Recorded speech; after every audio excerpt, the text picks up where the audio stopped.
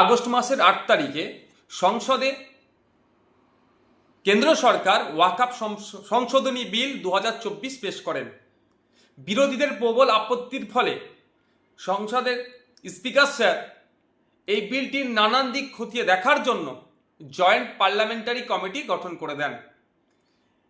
এই joint parliamentary committee এই সংশোধনী বিলের উপরে মতামত চেয়ে মানুষ যাতে মতামত প্রদান করে তার জন্য একটা নির্দিষ্ট টাইম পর্যন্ত বরাদ্দ করেছিল।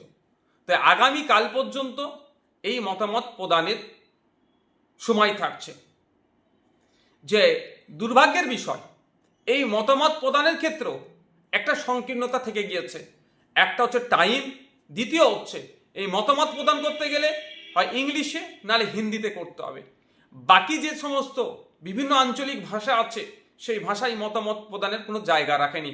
এরও আমরা বিরোধিতা করছি, ধিক্কার নিন্দা জানাচ্ছি। তারপরেও বলবো, বেশি বেশি করে আপনারা আপনাদের মতামত ইংলিশ ভার্সন বা হিন্দিতে আপনারা লিখে যে এই বিলটাকে অপোজ করছি, এই বিলটা অবিলম্বে প্রত্যাহার করতে হবে, এই মর্মে যে এই বিলে নির্দিষ্ট এক জনগোষ্ঠীকে ধর্মীয় পরিচয়ের কারণে তাদেরকে টার্গেট করা হচ্ছে, এই বিলে ফান্ডামেন্টাল রাইটস ব্রেক হচ্ছে, সেই জন্য এই বিলটিকে প্রত্যাহার করতে হবে।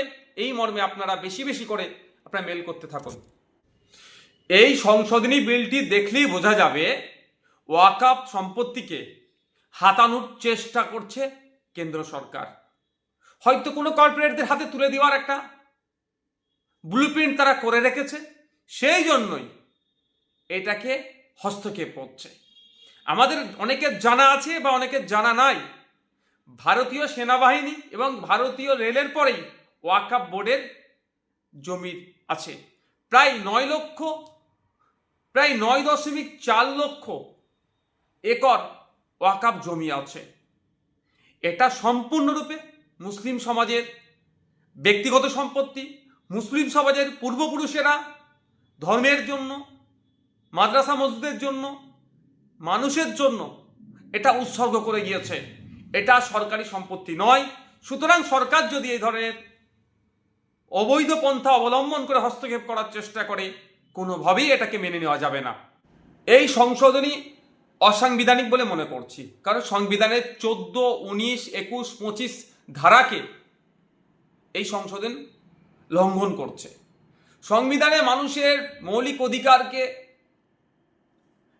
যেভাবে সুরক্ষিত করেছে, এই সংশোধনী সেই মৌলিক অধিকারকে আঘাত করছে।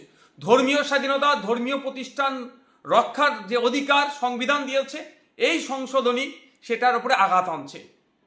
সর্বোপরি ওয়াকফ বোর্ডের নিজস্ব আইন আছে, তাকে নিস্তেজ করে দেওয়ার কারণটা কি? আর যেটা আমাদের ভাবাচ্ছে সেটা হচ্ছে ওয়াকফ বোর্ড গঠনের জন্য নির্দিষ্ট যে সিস্টেম আছে সেটাকেও পরিবর্তন করার চেষ্টা হচ্ছে। সুতরাং এই সংশোধনীকে কোনোভাবেই মেনে নেওয়া যায় না। আমি সমাজের সমস্ত স্তরের মানুষের কাছে আবেদন করছি যে আপনারা সকলে এগিয়ে আসুন, জয়েন্ট পার্লামেন্টারি কমিটিকে আপনারা সকলেই মেল করুন। কারণ আমরা ইতিপূর্বে দেখেছি যে শুধুমাত্র মুসলিমদের সম্পত্তির উপরে আঘাত হবে বা ওয়াকফ সম্পত্তিকে দখল হবে, এরকম চিন্তাভাবনা এদের নয়। আমার আশঙ্কা, বিগত দিনে থেকে যে আমরা শিক্ষা পেয়েছি, জল জমি জঙ্গলের যে স্বাভাবিক অধিকার আদিবাসীদের, সেখানেও কিন্তু উচ্ছেদ শুরু হয়েছে। আমাদের ওয়াকফ সম্পত্তির ওপরে যেভাবে নজর পড়েছে, হয়তো আগামী দিনে আমাদের হিন্দু সমাজের পূর্বপুরুষেরা দেবদেবীর জন্য যে সম্পত্তি উৎসর্গ করে গিয়েছিল, সেই দেবত্ব সম্পত্তির উপরে হয়তো এদের নজর পড়তে পারে। খ্রিস্টানদের গির্জা সহ নানান যে ট্রাস্টের জমি বা বিভিন্ন ট্রাস্টের যে সমস্ত জমি আছে, হয়তো কর্পোরেটদের হাতে তুলে দেওয়ার জন্য আগামী দিনে এই ধরনের কোনো সংশোধনী আনতে পারে। তাই সুতরাং সমাজের প্রত্যেকটা স্তরের মানুষের কাছে আবেদন করছি, এগিয়ে আসুন। ধর্মনিরপেক্ষ ভারতবর্ষকে আমরা আরও শক্তিশালী করি। কোনো ধর্মের ধর্মীয় স্বাধীনতায় বা নিজস্বতা যে আছে তাতে হস্তক্ষেপ করলে আমরা সকলে মিলে তার বিরুদ্ধে প্রতিবাদে গর্জে উঠি। এখন প্রতিবাদের স্টেজে আছি, সেটা হচ্ছে মেল করতে হবে জয়েন্ট পার্লামেন্টারি কমিটিকে। আমরা সকলে সেখানে মেল করি। ইতিমধ্যে জয়েন্ট পার্লামেন্টারি কমিটির কাছে 1 কোটির অধিক মেল পৌঁছেছে। আরও বেশি পাঠানো আমাদের প্রয়োজন। তাই আপনাদের কাছেও আমি অনুরোধ করছি, জয়েন্ট পার্লামেন্টারি কমিটির যে মেল আইডি আছে সেই মেলে আপনারা আপনাদের মতামত অর্থাৎ এই বিলটিকে প্রত্যাহার যাতে করে তাই সেটা লিখে পাঠাবেন। JPC ওয়াকআপ